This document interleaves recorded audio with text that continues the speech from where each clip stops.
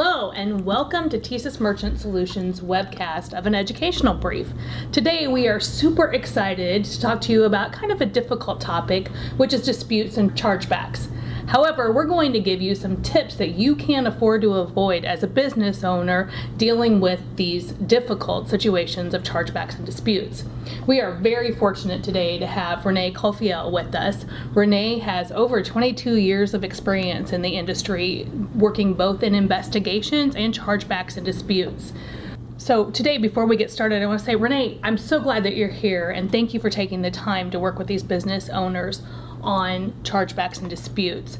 You know, this is a really frustrating thing for a business owner. What can you do and what can you tell us about the chargeback process? Well, Kim, first let me just thank you for that great introduction.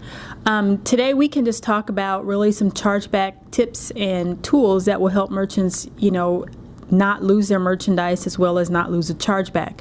All chargebacks are, subject to different criteria. However, there's some tips and tools that we can give the merchants that will help them prevent their chargebacks. Great. Let's start with what is a chargeback? Well, a chargeback is when a credit card transaction has posted to the cardholder's account and the merchant has been paid for that transaction. The chargeback is the result of the cardholder charging that transaction back. Well, chargebacks happen for a lot of different reasons that I know. What are, some of the reasons that usually trigger a dispute? Many chargebacks are triggered by customer disputes where there's an issue with the services or the product that they've purchased.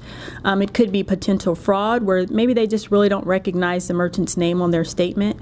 Credit card processing errors, which could be the transaction posted twice to their account, or authorization issues, meaning that there was either a declined authorization or the merchant failed to obtain an authorization on that transaction. Tell us a little bit about the chargeback life cycle and how it works from a business owner and cardholder perspective. The chargeback life cycle starts when the transaction actually posts to the cardholder's account. The cardholder notices that there is an unusual transaction on their statement, and then they contact their card issuing bank.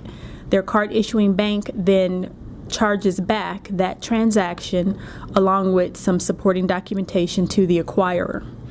The acquirer then contacts the merchant to let them know that there is a potential dispute, and at the same time, that payment that the merchant was given is now taken away.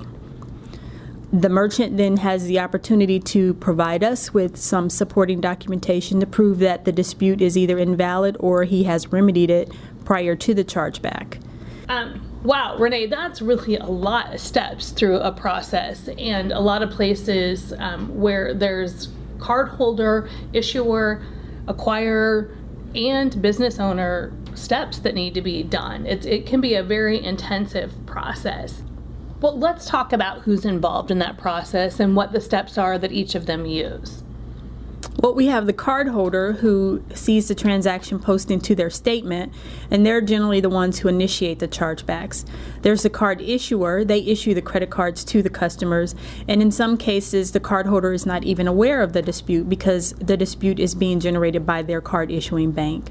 Are you kidding me? So explain those to me. I think those are the ones that probably cause some of the most frustration for a business owner because they've gotten an approval, for instance, maybe an authorization that's been approved, and then there's something that went wrong in that process, and the cardholder's not even, who might be a regular customer, walks in and says, "What are you talking about? I didn't ask for my money back," but their issuing bank is asking for that money back. What happens in those instances, Rene? Correct. The card issuing bank, when they don't know, when the cardholder is not involved in the dispute, what happens is usually it's an authorization related transaction where the card has been statused and there's no authorization available.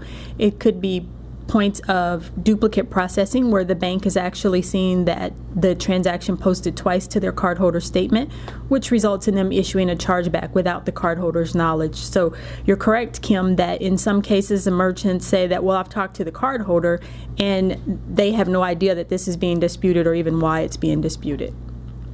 Wow. Okay, great. Let's talk through this. Let's talk through how they resolve the chargeback without actually losing the sale. What are the steps that they can do? Can you take us through these steps? Sure.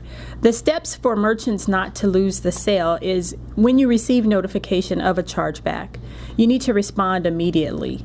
Granted, all documentation does have a respond by date, but the sooner you provide your response back to us as your acquirer, the better chances are that you can win that dispute. And when you're responding to the chargebacks, one of the key things is to make sure that you provide clear, legible documentation. You also want to supply information to prove that the true cardholder participated in the transaction, that the cardholder received the goods or services, or that you've made every effort to resolve the issue with the customer prior to a chargeback. And one of the other things is that I'd like to point out is that in most cases, you as a merchant, you know your business, you know what's going on in your business, and when you respond to that dispute, your information should be clear so that the card issuing bank as well as your acquirer can really understand that information. And again, you want to act promptly. You want to deliver a refund if you are issuing a refund to the customer. Make sure you do it in a timely manner. If you're delivering merchandise to your customer, just make sure that you are communicating with your customer that the merchandise will be delivered in a timely manner. You want to immediately inform your customers of a refund. If it's going to take 7 days, give your cardholders that notification that it's going to take 7 days for your refund to post to your account, just so they're aware and they don't run out and request a chargeback. So the more information you can provide us, the better chances you have of resolving that without losing the sale. Rene, you mentioned a time frame. Exactly how long does a business owner have to respond to that, and how long should they have to hold on to their documentation before a cardholder might dispute a transaction? Kim, that's a great question. We get that question quite frequently. Cardholders have up to 120 days to initiate a dispute, and within that 120-day time frame, once the chargeback comes in, the card brands give us 45 days to respond to that dispute. And it generally takes 30 days to dispute the chargeback. So merchants, once you receive that debit notification, generally you have 23 to 30 days to get your documentation back to us so we can get it back to the card brands, back to the issuing bank. And in most cases, it takes 75 days to resolve the chargeback, and that's for it to go through its complete chargeback cycle. That's a pretty long time frame for, is a business owner out their money the whole time, or is it fluctuating? But what happens to their funds during that time frame? Well, the funds are fluctuating back and forth. Once with the reversal, the merchant has been debited, so those funds have been taken out of his account. But once we reverse the chargeback, the merchant's account is then credited while the card issuing bank is reviewing the documentation. Okay, Rene, I mean, there's some real and unreal costs to a business owner, including their time, fulfillment, lost goods, and then some basic fees that they pay when they get a dispute. This next slide is going to take us to, I think, the heart of what we're trying to get to here, which is what are the best practices? What can they do to actually prevent that loss of money and time and effort that goes with a dispute? Well, Kim, for card-present transactions, the key thing is for the merchants to swipe the card, make sure they obtain an authorization, and above all, know the warning signs of card-present fraud. If the customer is making a large purchase without care of size, color, or price, might be some warning signs of fraud. Also, if the customer is coming in early to make a large purchase, or 2 minutes before you close the store, might be some indications of warning fraud. Great. And for card not present businesses, it changes the game a little bit, but what should they watch out for? For card not present fraud, merchants need to make sure that they are obtaining an authorization on every transaction. Use the address verification system to get the address match. Provide the card verification value. Call the customer or email the customer to verify the order. Include your phone number in your customer service field. And again, know the warning signs of card not present fraud. Know if it's an unusual purchase that doesn't meet your standard requirements of cost. Using multiple cards for one transaction. Having merchandise shipped overseas. Again, knowing your business model, knowing what your average ticket is, and if the sale exceeds that, be cautious. Absolutely. I think you and I have worked on a couple cases together where if it really seems too good to be true, it is. and they need to know their customer and know their business and just trust. When things are out of that, they need to question it a little bit more. Right, absolutely, absolutely. All right, here's some things that we can expect to see in 2013. I don't want to go over this in a lot of detail. I mean, the basic thing is that those card brands are streamlining the process. They're going to make those timeframes that we discussed earlier shorter, and they're going to make it easier for a customer or a business owner to respond to a chargeback. Correct. And one of the key things is that they are going to be really looking at compelling information, which is information that you as a merchant provide back to us that would require the card issuing bank or the cardholder to address the issues that you've pointed out in relation to the chargeback. That's good news for merchants, absolutely. Rene, let's talk about the things that TSYS Merchant Solutions does to help our customers resolve these chargebacks and to prevent them from happening. First off, I know before we ever send a dispute out the door, we do everything in our systems and in our power to try and reverse those back to the card brands or to the issuing banks.